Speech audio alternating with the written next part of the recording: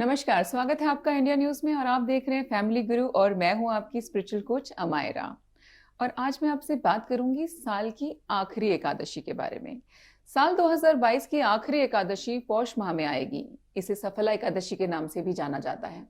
तो आइए जानते हैं कि सफला एकादशी का जो है वो किस दिन है, मुहूर्त क्या रहेगा और उसका महत्व क्या है। साल 2022 अपने आखिरी पड़ाव की ओर है और साल भर में कई व्रत और त्योहार आते हैं, जिनमें से एक है एकादशी का व्रत। हर माह आता है और दोनों पक्षों की जो एकादशी तिथि है वो बहुत ही महत्वपूर्ण मानी जाती है। हर एकादशी व्रत का महत्व और उसका जो नाम है वो अलग अलग होता है। साल 2022 की आखिरी एकादशी पौष माह में आएगी। इसे सफला एकादशी के नाम से भी जाना जाता है। तो आइए जानते हैं कि सफला एकादशी की जो डेट है वो क्या रहेगी, क्या मुहूर्त है और उसकी जो इंपॉर्टेंस है वो क्या होती है, यानी कि उसका महत्व क्या है। अभी मार्गशीर्ष माह चल रहा है, जिसकी समाप्ति 8 दिसंबर 2022 को है। इसके बाद 9 दिसंबर 2022 से पौष माह शुरू हो जाएगा। पौष माह के कृष्ण पक्ष की सफला एकादशी 19 दिसंबर 2022 सोमवार को है। यह तिथि भगवान विष्णु को समर्पित है।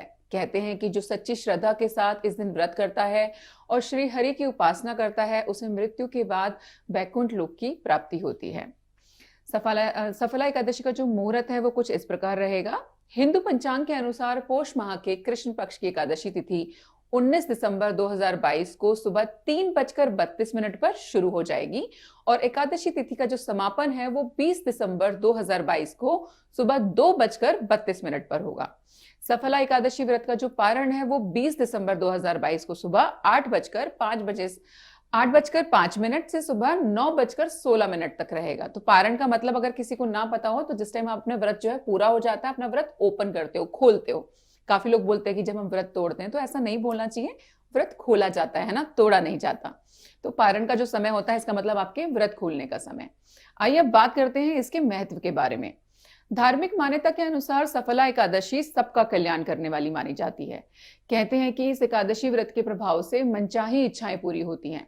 मान्यता है कि सफला एकादशी के दिन जो कार्य शुरू करते हैं वो पूर्ण भी सफल होता है। शास्त्रों के अनुसार जो सफला एकादशी के दिन भगवान विष्णु की साधना करते हुए व्रत और रात्रि का जागरण करते हैं, उन्हें कई सालों की तपस्या का पुण्य मिल जाता है। साथ ही उसके समस्त दुख और दोष खत्म हो जाते हैं। सफला एकादशी का व्रत का पारण द्वादशी को किया जाता है। व्रत खोलने से पहले द्वादशी के दिन किसी जरूरतमंद व्यक्ति या फिर किसी ब्राह्मण को भोजन कराएं, यथाशक्ति दान करें।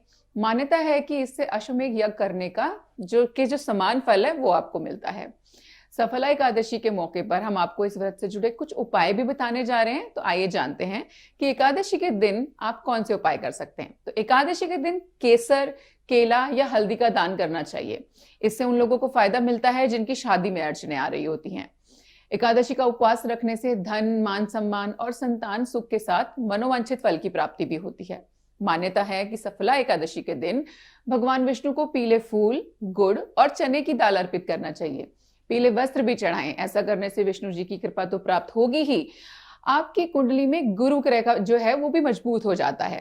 सफला एकादशी के दिन घर के आंगन में तुलसी का पौधा लगाने और उत्तर दिशा में पीले रंग वाले फूल लगाने से भी परिवार में सुख और समृद्धि आती है। तुलसी भगवान विष्णु को अति प्रिय है, इसलिए तुलसी की सेवा करना श्री हरि को प्रसन्न करना है ना। तो आप तुलसी की सेवा करेंगे तो भगवान विष्णु प्रसन्न होते हैं।